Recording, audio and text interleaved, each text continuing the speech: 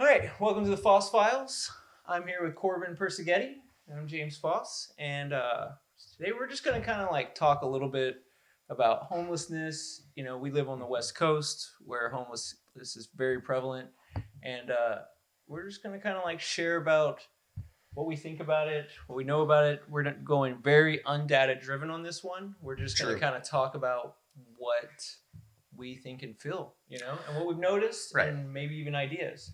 And even what it's just like to live in those communities with that population around and with that, kind of human element of it. Right, or even just being homeless. Right, True. I saw this one thing. I think my brother had sent it to me, and he said this girl was like, "What's wrong with all these homeless people? Why don't they just buy a house?" And you're like, "Wow, okay, so you're clueless." Controversial ideas, right? And you want to turn to her. Do you own a house? Right. It's not an easy thing to buy a house, especially in today's life. Right. Interest rates up and markets up. This doesn't seem to end. Yeah, and I mean, I think you really get into it when you see, when you do see that curve of, housing prices exploding, all of those things, you really are pricing a lot of people out of a market. Well, and then as housing prices goes up, rental prices goes up. Absolutely. It's not like some guy that owns a house is going to start charge the same amount forever. I do know some people that do that, but they're few and far between. Yeah, the Good Samaritans are very few and far between for that, for sure. So my thing is yeah, I definitely think a lot of people, especially in places where they don't experience homelessness, or maybe there's maybe it's a more prosperous place across the middle class. Right. They don't realize, like, if you get stuck on the streets, whether it be, maybe it's addiction, maybe it's mental health, maybe it's just hard times. Right. You're just in a tough spot, and once you haven't showered, right? Once all your clothes are dirty. Like, how are you going to go interview for a job somewhere? Right. Yeah. Like, I don't see how that's a thing for them. Yeah, it's a hard life, I'm sure. I've never experienced it personally, but I know of people who have, and it's a hard life to escape from. It is. And I also will say, though, my biological mom was homeless for a while. Mm-hmm. And the services around her in Arlington, Texas, got her back on her feet. Right, yeah. And she needed it. I mean, she needed to be homeless for a little bit. I hate to say that because I love my mom, but she needed that experience in her life. Right. So it's kind of this what's what. And I think this is also something that we'll expand on later, but we're just trying to be super authentic in how we see it.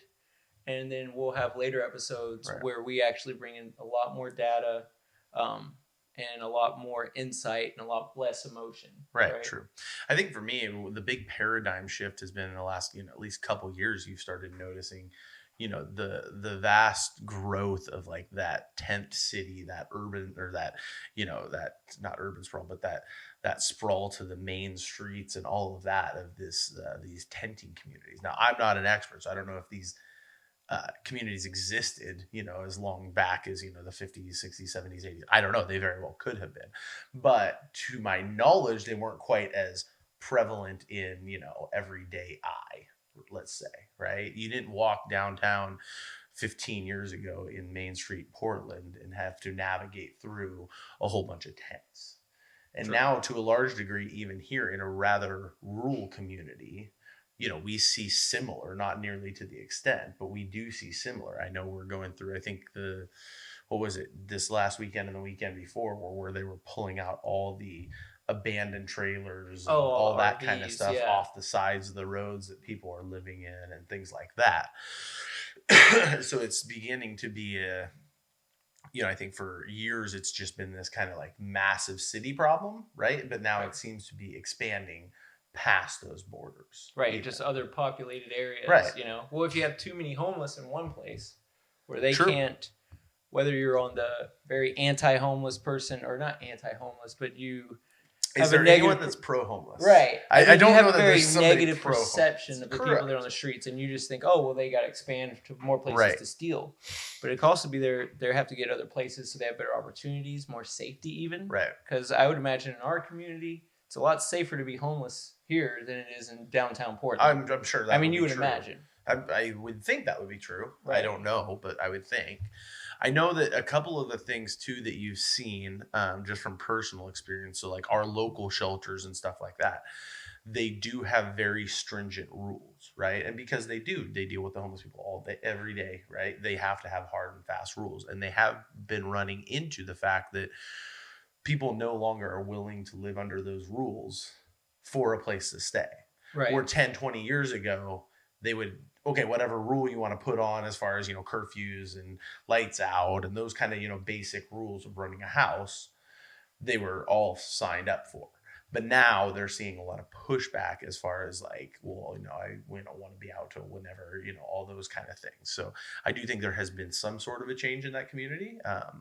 I'm not sure what's driving it, but I think there have been. Well, I think it's also one of those things that, and I have a little different perspective on it, but I feel like if someone's going to a shelter, they're utilizing the services of that shelter, and they're doing drugs at the same time, I'm okay with them being in that shelter. Mm-hmm. If they're just there for a place to sleep and continue the lifestyle and continue to harm themselves, right?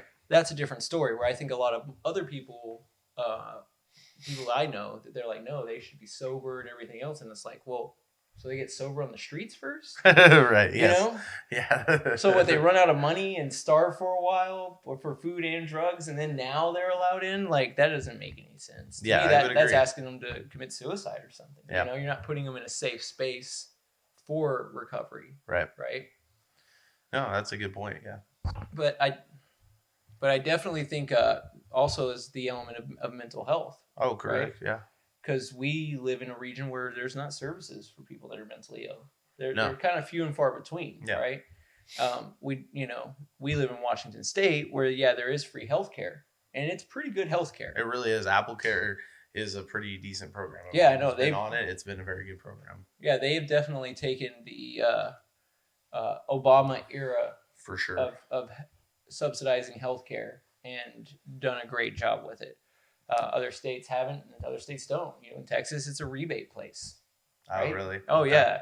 You find different ways to get what you need for cheaper. Yeah. And you definitely, if you're mentally ill, it can be harder, but at the same time, there's mental health facilities. Gotcha. You know what I mean? So you're going to be able to get put in a facility. Maybe you collect debt. The hospitals write it off anyways. You know? So it's kind of interesting to me, the way I see things around here is I think moving in the right directions in a lot of ways, in the sense that they care, right? There's like the compassion, I saw, what was that one lady's name? Her name's like Betsy. You heard of Betsy? I don't think so. I think she's running for governor of Oregon, or I don't think city mayor, but she said something that I thought was pretty interesting in her ad. She was like, I agree with Democrats that we should have compassion and care for the homeless. I don't think Republicans don't care. But and she said, but Republicans are also right too. We shouldn't have tent cities and all this mess, which I think Democrats feel that same way. I think that's a little partisan thing she was doing to, play to both aisles. But it's a true statement. Right? You can't have that. No, yeah. In a civilized society, you can't have just these, areas where it's fringed law inside. Right. And I mean, it's not like, we're not talking about like, this is, that they want to choose to live like this, right? They're forced to by economic circumstances, right? Nobody walks out one day and is like, you know what? I'm going to leave my house that's nicely furnished and go live in a tent city, right? Because it's going to be awesome. My boss pisses me off. I don't want to work there. Right. These are not places where it's, I'm sure, great to live. There's very low living standards. There's no basic necessities, utilities, all of those type of things. I mean, disease, infections, all of those kind of things are rampant throughout because of sanitary needs, right? So that idea that cleaning up a tent city or trying to figure out what to do with these people, because you still have to fix the people first, right? You can't just you can knock down all the tents and pull all the stuff out of there, but the people, if you don't give them anywhere to go, it's just going to go somewhere else, right? It's because there's literally nowhere for these people to go. Well, and there's also the element of like, tiny homes, right? Right, true. And my family was having this whole kind of conversation about it, like a family text group about this whole thing, and a lot of the argument was like, hey, they're really efficient energy wise, they're not that expensive to put up. all these different things. But then the argument was like, yeah, but imagine if you live down the road from that, right? Right. Are you going to feel comfortable with that? And that's always the problem, right? Is the not in my backyard. Right. I don't want it in my backyard. It's a great idea. I want you to help people. I just don't want to feel like it inconveniences me, which I would argue to that was like, but you already have the 10 cities. Right. That's my whole thing. Like, you got to figure out what to do with them. Right. You got to do something. Right. And not do something, we're not trying to talk like these people are like cattle or something, because everybody has hard times, but there's definitely an element too, like, in Portland, there's places for them to go during the summertime. Yeah. And in the wintertime. Yes. To protect them from the elements. And it's like, well, I know they've at least a couple different severe storms. They've converted like portions of even like, public spaces to allow people to come in to get out of the severe weather storms. Right. And so it's kind of like, well, what's the pivot there? Right. Like, how does that become a resource? And then there's also the things which I will totally say the LA County homeless, I don't know what they are, and like I said, this is something we'll expand on, but I know in LA County, they're crooks, the people that are supposed to help homelessness, right? Oh, right. They're not helping anybody. No. They are paying themselves large salaries. They're funneling the money through different construction companies. Yeah. Things are never getting done. Where I think, and I could be wrong on this, but I believe there was an element at one point, the money that LA County has to deal with their homeless problem, they could have actually built everyone a house. Oh, I'm sure. Yeah, it's pretty ridiculous, honestly, when you look at some of the costs that people just even think of the cost of pulling out all of the tents and everything like that. If you just did that on every couple monthly basis, the sanitation workers, the police officers that have to be involved, the emergency rescue operations that have to be all involved in something like removing one of these places. It has to cost cities an immense amount of money and resources hugely. Just to deal with it. Not to mention the extra litter and trash and all of the other things that go along with that area. Right. So when you look at that, there's another guy, he's out of Oregon. He's starting to build these, basically they're just trailers that you pull up to wherever you want. And they have like 8 basically cubicles in them that people can just check into for a night and leave. No questions asked, no money, no nothing. It's just a safe place to go in and get dry and sleep and then go about your day the next day. And it's all, sanitary. It's made out of 100% rubber on the inside. They just spray it out with some type of cleaner. And then boom, done. You're done. Anything left is forfeit, that kind of thing. But, you do have different people kind of trying to innovate in different ways. But I don't know that unless you put some real backing behind it. I mean, those are going to always be kind of cool niche projects, but they're never going to be a widely adopted solution to a problem. Well, the thing about any widely adopted solution is hopefully the whole process goes bankrupt, right? Right. Hopefully you don't need it anymore. Yes. Right, is the idea. Yeah, I mean, I do believe that you will always probably have a certain portion of your population that are going to be in that type of either homelessness or on the verge of it realm, whether it be drug addiction or mental health or those kind of issues, right? Or just a single mom that loses her job. I mean, there's just so many factors that we don't think about, and then the way the media politicizes it on both ways, it always I feel like does way more harm than good. For sure.